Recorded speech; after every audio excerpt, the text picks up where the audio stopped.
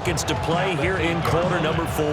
It's 2nd and goal, back to the 8-yard line now. Once again, it's Jacobs. And that's a touchdown as they've broken our tie here in the final minute of the 4th. Sometimes you get a 1st and goal and you're back near the 7, 8, 9-yard line and you start thinking, maybe we'll run it here on 1st down to get half of what we need, so maybe we can have 2 or 3 shots and going for it from closer range. So this is a bonus right here. What a great run to work his way into the end zone. The Bears send the kicking team out there, and they will send this one away.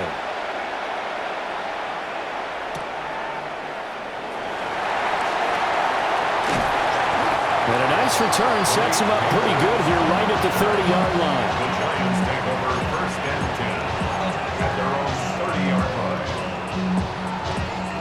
This is 1st and 10.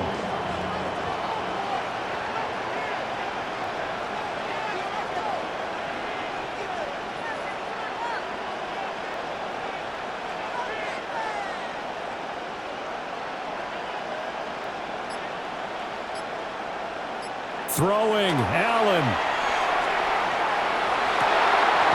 Open man, that's Malik Neighbors. And he's going to get out of bounds with the 1st down. So an ideal set of circumstances there. They move the chains, and they save that final timeout. 1st and 10 at the 46-yard line.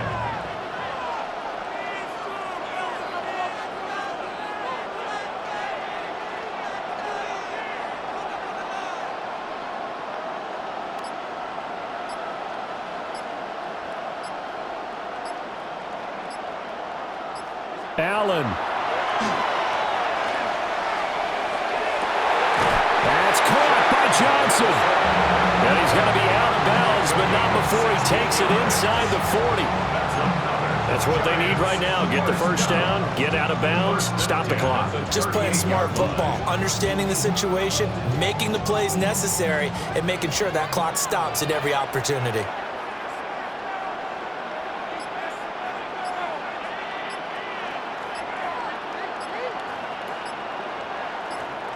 To throw is Allen. And that one too far in front. He couldn't reel it in. It's incomplete. Some coaches like to take the shorter, more reliable yardage, and some, they like to go for the big shot. No fear in risking a deep ball there, but it wasn't enough to get him the completion.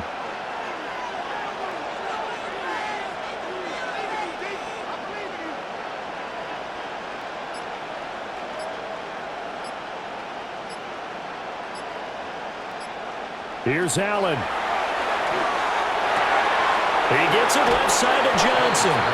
And he's going to be out of bounds down around the 35-yard line. It's a gain of 4. It didn't check off every box, but the most important one. Got the clock stopped, getting out of bounds. They may be a little short of the 1st down, but I thought that was the key.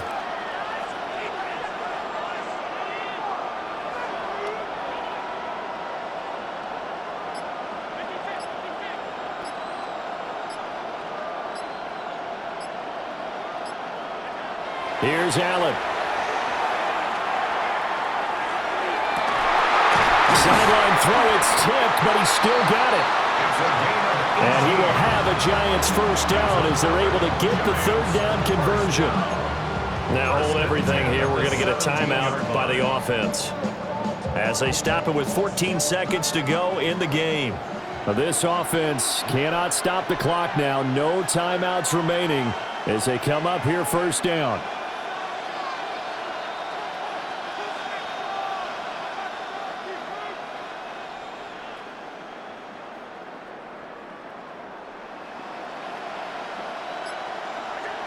Throwing is Allen. Firing quickly here, and that's complete. And he's got this inside the 10 to the 9 before he's out of bounds. If you run an out route, it's likely you're going to end up near the sideline.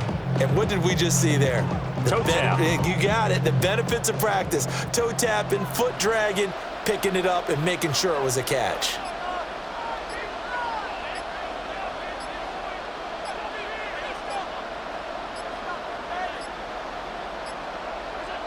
Now Allen. And his ball is caught. It's a touchdown. And now in the final seconds, they're a PAT away from likely getting this thing to overtime. And that touchdown means a decision has to be made. Do they kick the PAT and tie it up, or do they go for two and try and win it right now?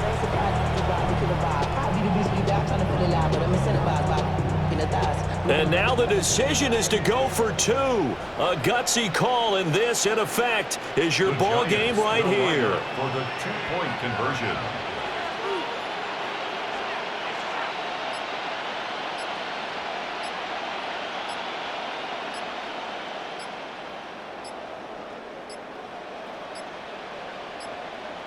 And they're out of timeouts, remember, so this is going to have to be a delay.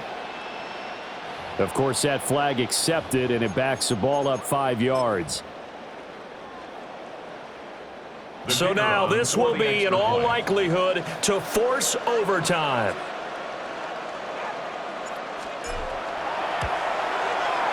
And he has got it. So barring something crazy on the kickoff, we're looking at an extra period to decide this one.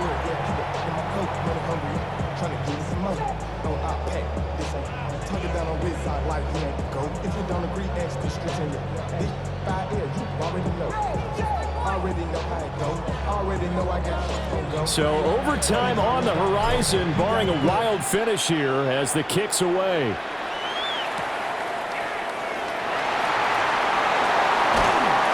And he's up across the 25 and down at the 28. The Bears take over a first down 10 at their own 28-yard line.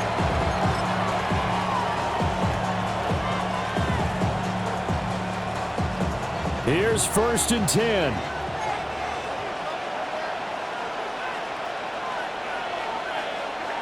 Allen.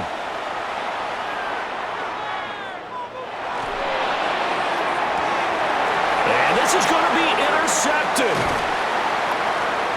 And he will be taken down, and that means we are headed to overtime.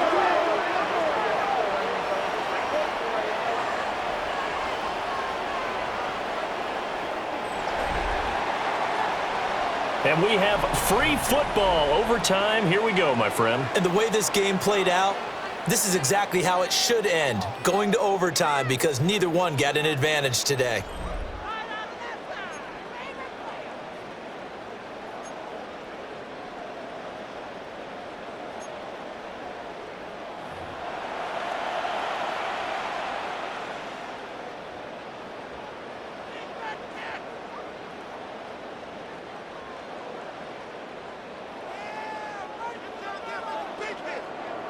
So it's the Bears who will have the first chance to win this thing as we are underway here in overtime. And they will not get a chance to return this one as it's through the end zone for a touchback.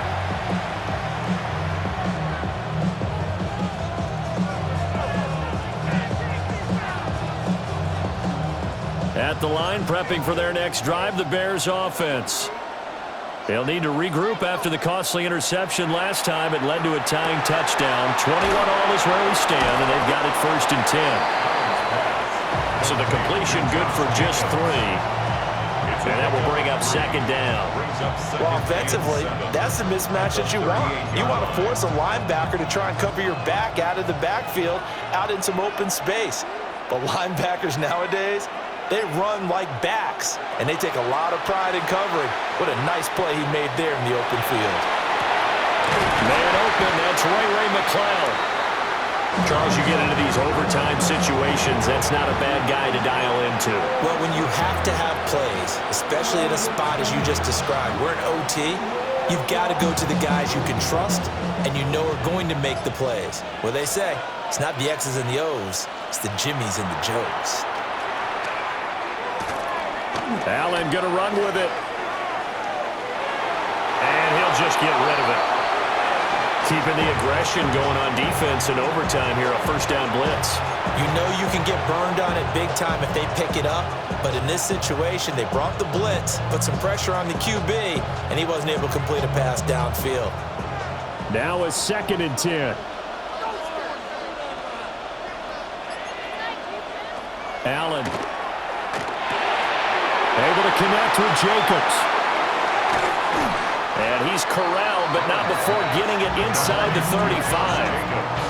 We can talk all we want about football being a game of strength and brawn. It's also a game of mismatches, and they're trying to create one there, getting it to their back out of the backfield to make a bigger play. As we often say, get it to him in space, let him use his leg. Yeah, if he can get a matchup against a linebacker or maybe a defensive end dropping out in a zone blitz, he's going to win that battle just about every time.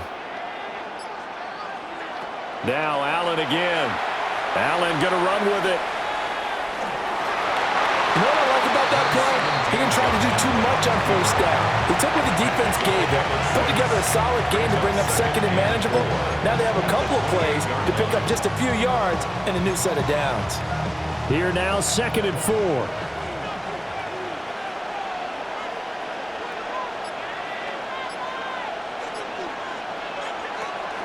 They'll run right here with Jacobs.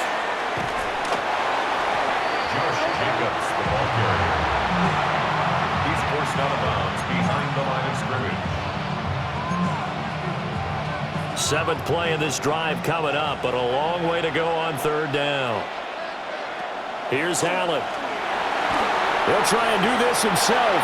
And not enough on the throw that time, as that one is incomplete. But that's a defense coordinator's got to be happy with that result. They took away all options downfield and forced the incompletion.